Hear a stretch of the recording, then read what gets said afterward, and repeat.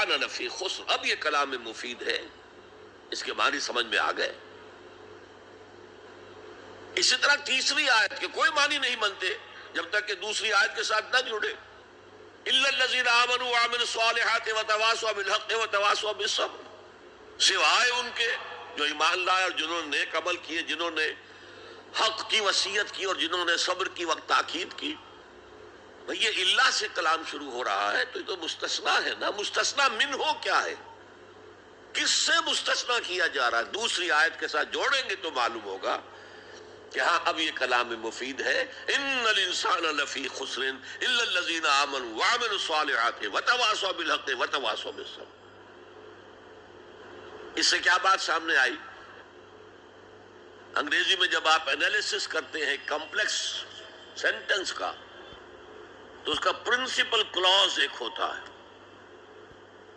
Principal close کیا ہے؟ ان الانسان لفی خسر. یہ اپنی جگہ ایک مکمل جملہ ہے، مکمل مفہوم کا حامل ہے. اگرچہ پہلی آیت بھی اسی کے ساتھ جڑ جائے گی، تیسری بھی جڑ جائے گی، اور یہ تینوں مل کر بھی ایک جملہ بنتے ہیں. زمانے کی قسم ہے تمام انسان بڑے شدید گھاٹے میں ہیں سوائے ان کے جو ایمان لائے اور جنہوں نے نیک عمل کیے اور جنہوں نے حق کی وصیت کی اور جنہوں نے صبر کی وصیت کی. اب ذرا اس جملے کو اپنے ذہن اور شعور کی سطح پر لکھ لیجئے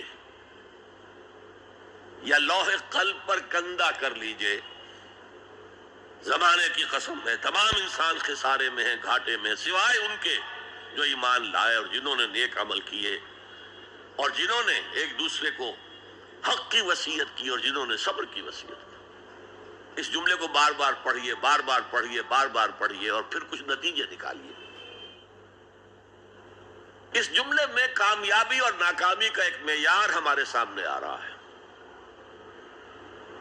جو ہمارے عام طور پر ذہنوں میں معیارات قائم ہیں کامیابی کے، ان سے بالکل مختلف.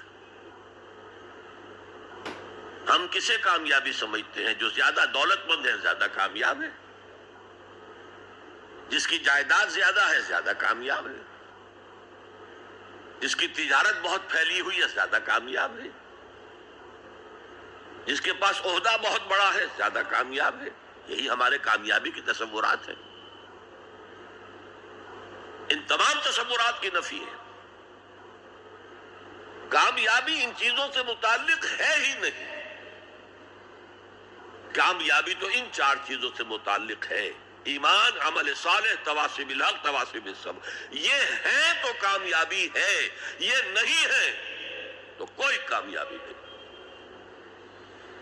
آپ کو سلطنت عرضی مل جائے کوئی کامیابی نہیں، دنیا بھر کی نعمتیں مل جائے کوئی کامیابی نہیں، جب تک کہ یہ چار چیزیں موجود نہ ہوں: ایمان اور عمل صالح اور تواصی بالحق اور تواصی بالصبر. اور اگر یہ چار چیزیں حاصل ہوں تو چاہے کوئی آپ کو جانتا بھی نہ ہو، چاہے آپ کسی کٹیا میں رہتے ہو، کوئی محل نہ ہو آپ کے پاس، چاہے آپ کو روکھی سوکھی بھی مشکل سے ملتی ہو، آپ کامیاب ہیں. یہ ذہن میں رکھیے. معیار جب تک ہمارا یہ نہیں بنے گا ہم اسلام کے راستے پہ چل ہی نہیں سکتے. اس لیے کہ انسان جو بھاگ دوڑ کرتا ہے، جو سعی کرتا ہے، دن رات محنت کرتا ہے، راتوں کو سوچتا ہے، پلاننگ کرتا ہے، وہ کامیابی کے حصول کے لیے. اگر کامیابی کے یہ تصورات ہیں تو انہی کے لیے بھاگ دوڑ کرے، دنیا میں گم ہو جائے گا. جیسے اقبال نے کہا کہ کافر کی یہ پہچان کہ آفاق میں گم ہے، اور مومن کی یہ پہچان کہ گم اس میں ہے آفاق.